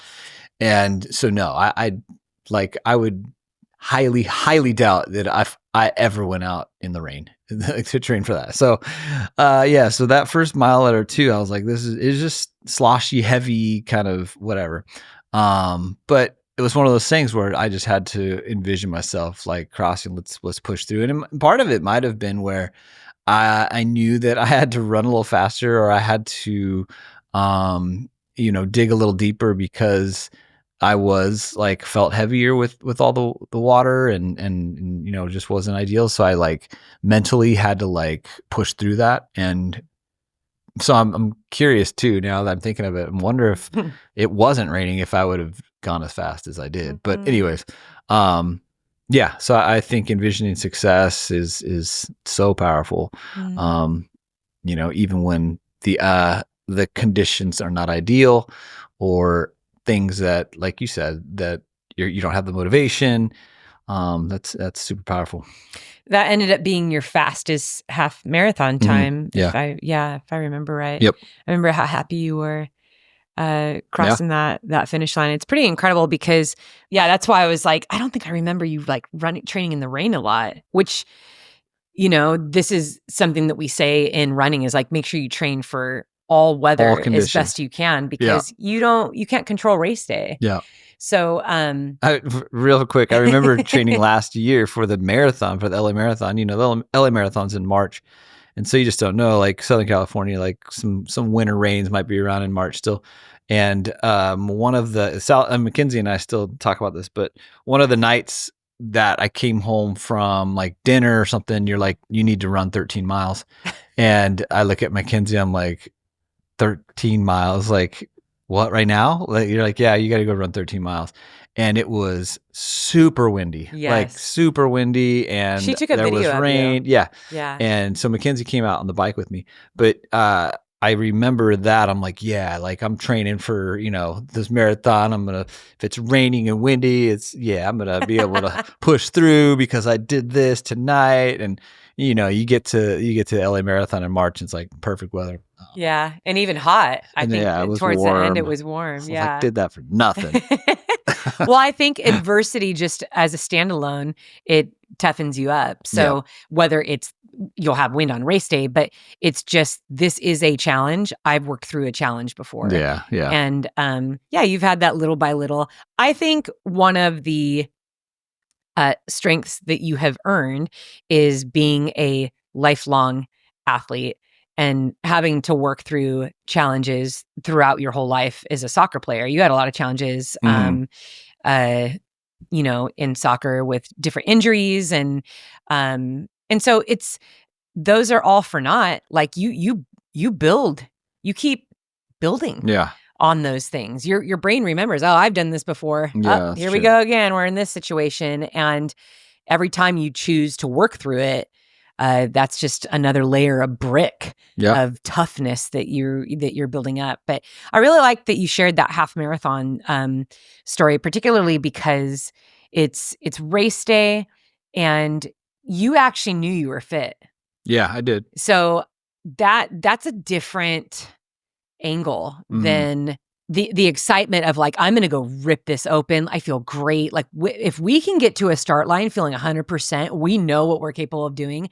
That is the best feeling. Yeah. Sometimes even though we're fit, we're like, oh man, I got that ache in my shin just popped up 3 weeks before, race day. I mean, a lot of runners deal with that, and then you just choose to kind of push through it and see what you do. But I think in your case, it's you put in the work and you were very fit. And then you got a surprise on race morning and you're sitting in your truck thinking like, I could very well sign up for the half marathon that's happening in 2 weeks. Yeah. Because I want to make sure that I use this fitness and I just nail it. So I think we're always hit with choices. We're always looking for what's the best scenario. What's going to set me up for success. But when we so choose that today is the day that we have, and that's all that we're promised, I'm not promised the race in 2 weeks. Yeah. That becomes the gamble of, this is what I committed to. I'm going to work through it and give my best. I'm going to hope that it turns out to be the personal best that I had trained so hard for, because I actually don't know what's going to happen in 2 weeks. And I know personally that's what I had to work through with the 200s. After I finished Cocodona, I had that conversation with you. Maybe I did the 200. I need to heal for a couple months, and then I'll go do the Grand Slam next year. And I had to make that choice. But you're like, no, I'm going for it. I'm going for it. And you know what? Those are also situations where I don't always feel like one is bad and one is good. Yeah. It's just, that's where it gets very personal. And that's where you have to protect that goal and keep it precious. That's why I talked with you about it. Yeah. You don't need the whole world weighing in all the time on what you're doing, on what you're working toward, on the goals that are precious to you, because 9 times out of 10, you're going to get some unsolicited advice. You're going to get some bad advice. Mm-hmm. You're going to get some opinion that you don't need. And it could even be from a friend that you really care about. Yeah. You have to be very wise and discerning in what it is that you are working through. I know that what is to be true is one of the reasons I actually did not like having Eddie and the kids at my races in the beginning of my career, because people would ask that, where's Eddie and the kids? How come we never see them? It's like, I get weak. I know myself enough. Emotionally, I can get very soft. And this was seen in my 2015 Western States, where I came in 7th place, but I came into Michigan Bluff. I was having a very strong day. And Ann Trayson, my coach at the time, she was there. And I had no idea that Eddie was going to show up with the kids. And I just started crying. No reason, started crying. And are the kids okay? Have they gotten their water? Did Isaiah get his nap? And are you guys doing all right? And Ann instantly comes questioning my parenting. Yeah. Eddie, are you taking care of them? Well, Are they eating? it's just going into mom mode, right? And then I get all like emotional. My kids are here and Eddie's here. And Ann is like, focus. What are you doing? No, what are you doing?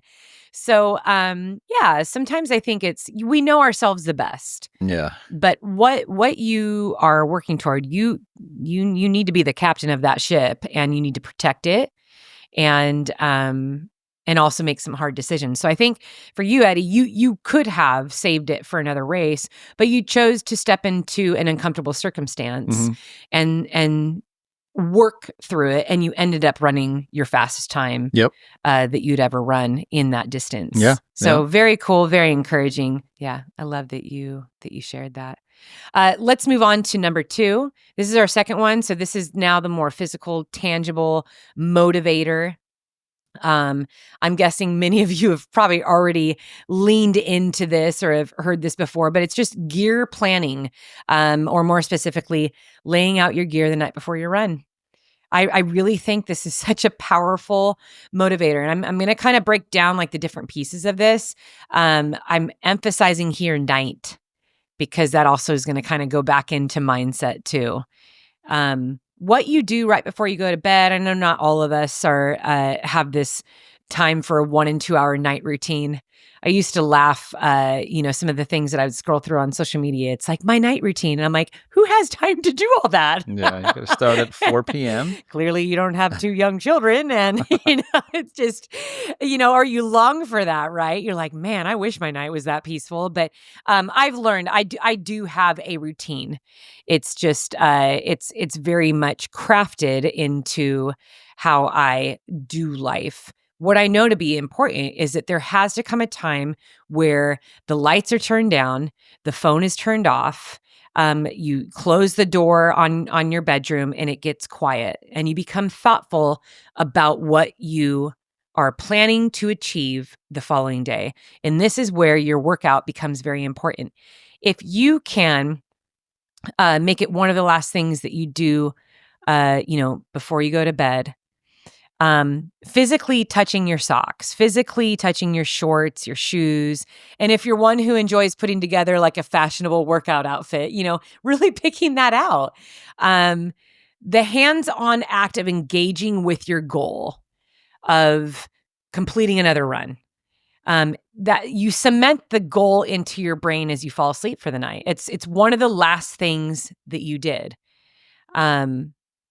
Now, for our mountain and trail runners, be thoughtful about your equipment, nutrition, safety gear, headlamps, hydration. All that takes time to prepare. This also allows you to have a smooth, organized morning. Sometimes, we push that snooze button one too many times, then it's 10 minutes go by, 20 minutes go by, 30 minutes go by. And then you're like, oh man, I can't remember. Did I even wash my running gear? Is it still in the wash? Is it in the dryer?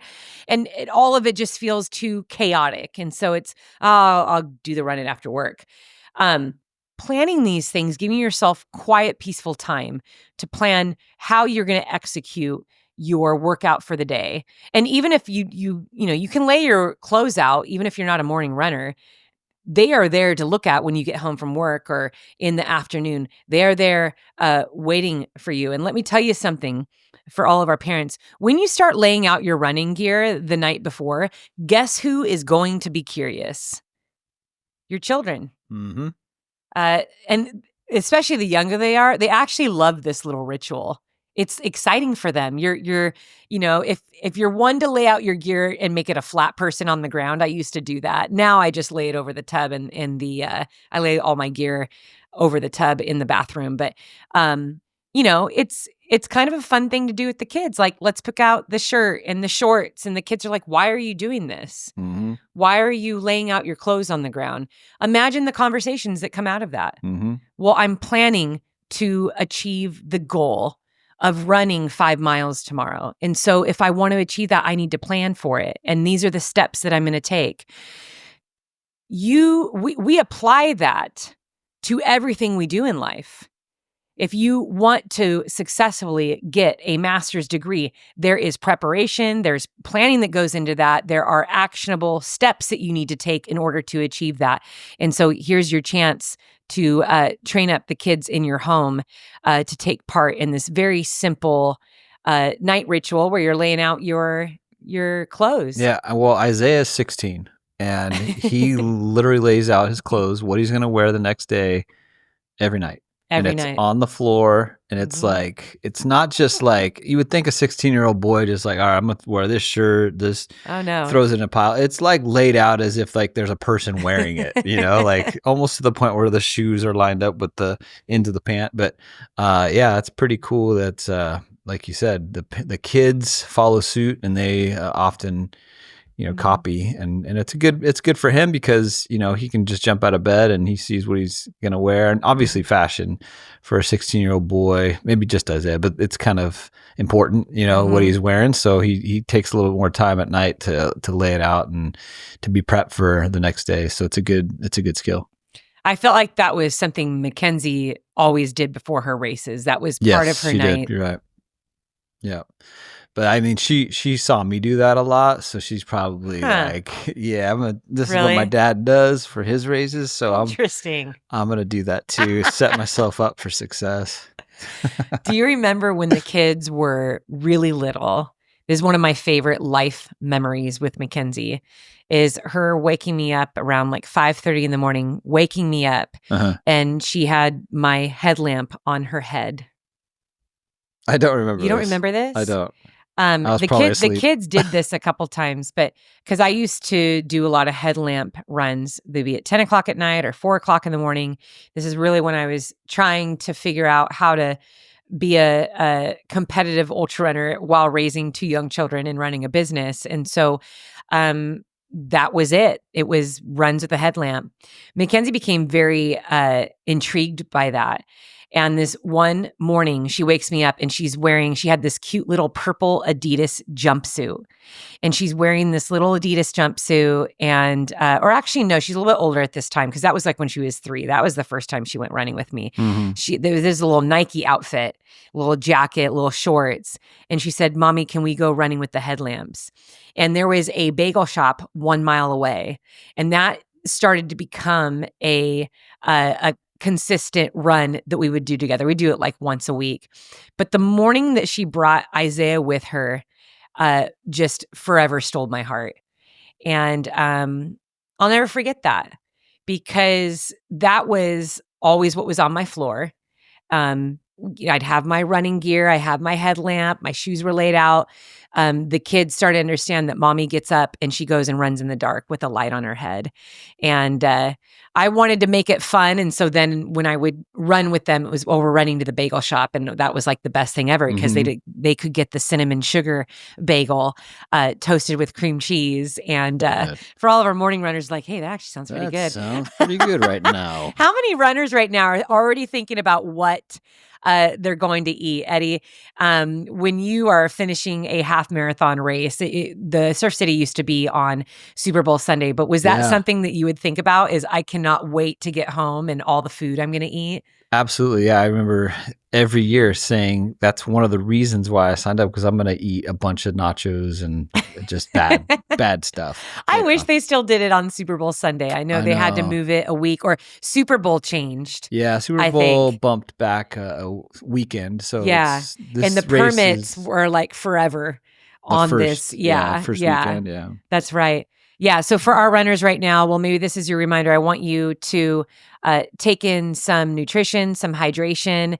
If you have been in the gym for over an hour, I know this is actually an overlooked topic, but I'll tell you what, if I'm going to be working out for longer than 70 minutes in the gym, I always bring food with me.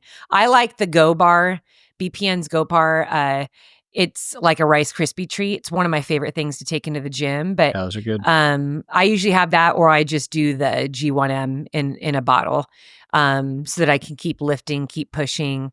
I usually like to, if I do a long day in the gym, if it's a 2 to 3 hour session, that usually means I'm doing cardio and heavy weights. So if you're in the gym, it's a long day, make sure that you start bringing that nutrition with you. But anyway, back to our gear planning. Inside every session of preparation is thoughtfulness, envisioning. See, this is where those two tie in together. When you are laying out your clothes, when you are being thoughtful about what time of day that you're going to be getting your workout in, that's where the envisioning comes in. You start to envision yourself driving to the gym and getting on that treadmill. What treadmill in the gym do you always get on? Come on now. Do you always go to the same one? Eddie, do you guys kind of always gravitate to the same? There's 4 rows of machines at I LA don't. Fitness. Honestly, I don't. Whatever's open. I usually go at a busy time. So yeah, yeah. See, he's chill. I love that about you. I am very chill. Yeah. There's definitely people in the gym who are very protective of their treadmill. Mm-hmm. Yeah. And making sure that they get that same treadmill. And they got all their towels and books and 2 different drinks, and it's the iPad. You know who I'm talking about. Yeah, but I was thinking too, I will go to, when I go, I know the ones not to go on, because it's like that because one you know that is a little like, how you can feel the lopsidedness. Oh yeah, or, yes, hasn't been serviced in a while. Yeah, you stay away from those ones, but all the other ones, it doesn't matter to me. Yeah. No, that's good. Yeah.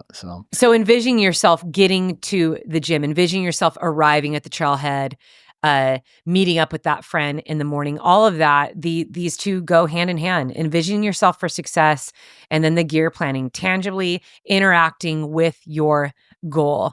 Laying out your gear keeps you as the captain of your ship. You're the ruler of your goals, and what you choose to plan for will always have a higher success rate than assuming that you can always just throw something together. You will always be more successful when you plan and organize a way in which you're going to execute that goal. I know you and I, Eddie, especially in our younger years, and especially when your bodies just feel better, it's just really easy to throw on your shoes, go for a run. Like, it's just throw on your shoes, we'll go to the gym. We don't have kids. We don't have full-time careers. Like, it's just, everything is, it's easy to be laissez-faire about things, and that's okay. But, as our lives get a little bit more complicated and a bit busier, or if you're raising families, or if you are, working 2 jobs and taking 18 units while in college, you have to be mindful of your time. You have to protect your time. You have to say, this is when I do this. And it's okay to stick to that. It's okay if you're asked out for drinks, but hey, that was actually the time I was going to the gym, to say, I'm so sorry, I can't do it this time. I already have something on the calendar, but I'd love a rain check. Protect that. We do kind of have to battle to reach the finish line. And it isn't always in just feeling motivated. It is in how you organize your day and how you plan your steps. So laying out your gear is communicating to yourself and others in your home, this goal is important to me. So yes, you might miss that alarm. That happens to all of us, but get back on the saddle and do it again. Yeah. All right, some good stuff. Good stuff, Sal. Love the internal motivations here and reminders, and I think it's good too. Just even outside of running, those envisioning success and whatever it might be, but also laying out gear that not necessarily gear in quotes. Something that's gonna set you up for that success for your day. So it's good stuff, and it's pretty cool too that we have been able to equip those listening, those running along right now with some tools to be, to help you with your motivation. Those are good ones. So yeah. And as we wrap this up, Eddie, I want to remind everyone to head over to the show notes and answer that question. Yes. What motivates you to stay focused in your training? Yeah. The interaction that we get to have from you and just hear from you, we love it. And and it's motivating for other people. Yeah, for sure. What keeps you going? What motivates you? Yep. I'm looking forward to reading those responses, and I know you are too, but I'm also looking forward to laying out my high fashion running outfit tonight, Sal, to get my gear prep, and because it's pretty fire. I'm not gonna lie. You literally wear the same black shorts.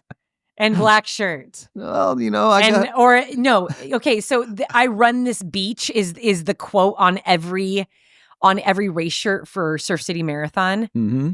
Okay, that might be the variation. Is that your high fashion? That's not what I'm talking about. From 2011. Nope. I am changing it up. I am going to wear my Pass Gap and Berry tracksuit. Let's go. Yeah. We almost forgot about that. Oh, yeah. I'm wearing the Pass Gap and Berry shirt.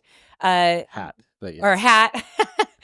I'm very excited about the release of upcoming merch. You guys check out in their show notes. Gosh, we did not talk about this. Totally Go forgot. for it. Talk about it. Okay, we're going to talk about it. We are so excited to finally own the trademark for Choose Strong. This is why we have not been able to make just solely Choose Strong gear. Mm-hmm. We were able to have the hat with the phrase on the side, but it was a Nike Trail hat, so it was a little different. But very happy to just create. We are coming out with a limited edition collection. So we have 10 new pieces that are being rolled out in our shop. You can actually go to our shop right now to see them. Everything is on pre-order. We're looking at shipping everything February 1st or 2nd. But I'll tell you what, Eddie. Oh, are you wearing it? The Choose Strong bracelet? Go get it. Go run and get it. I think it's on the coffee table. I'll be back. I'm sending Eddie away because we are going to be giving away with every order, you get a Choose Strong bracelet. And I'm really excited about these. It's a yellow bracelet. It says Choose Strong all around it. And if you order by Monday, January 28th, we'll say midnight, up until the end of the day, you'll get a free exclusive Choose Strong bracelet. So if you are watching us on YouTube right now, Eddie, thank you. You can see that bracelet. I don't know. Can I hold it up here, Ed? No, it's like so blurry. Anyway, we'll do a picture. We'll take an up close picture of that. But yes, very excited to give these away. This is my favorite collection that we have ever done, and I think really it's my favorite because I got to sit and be very thoughtful with the designs, with the colors, with the blanks that we chose. So all of the pieces are comfort colors. It's kind of like this vintage, oversized, like washed fabric. I really, really love it. And then we are rolling out 2 different lines within this collection. So there's the Pass Gap in Berry, which will feature hoodies, sweatpants, a hat, a t-shirt, and then our Choose Strong. Very excited about the crop boxed tee. And then we have a regular t-shirt as well as a hoodie and sweatpants with that. So this collection's it's incredible. It won't be up for long because we are rolling out another collection after that. So I'm just excited about our store and the direction we're going with our merch. Our goal is to have inspiring, empowering merchandise that you can give as gifts or that you can wear to inspire and motivate you, to remember who you are. I see people in crews wearing this. It's a great gift. And as always, a portion goes to charity. So we really appreciate you supporting us in this way, but also as we give to orphans and those in need. And this will roll out let's see. The link will actually roll out in the newsletter on Thursday. Yeah. So today is Tuesday, and that means that by the time people listen to this, it will all be up. Yep. So you can go ahead and order. You're ready to rock. Yes. Be ready to rock. Very excited. Very excited. All right, so lots of good, exciting updates and fun stuff to chat about. And it's been cool to watch the community grow, Choose Strong community, and it's been awesome. So if you're a brand new listener, wanted to welcome you and glad that you're here and that you've joined us and have pushed play. We are stoked that you are here. But if you haven't, join that Facebook group and get Sally's app or join the Choose Strong Strava group. That's a fun way to be encouraged as you're training and running out there. So I just want to thank you guys for being here. And for the rest of you, we look forward to growing with all of you guys this year. And want to remind you that we love you and we're cheering for you. And we want to encourage you to keep choosing strong in all you do.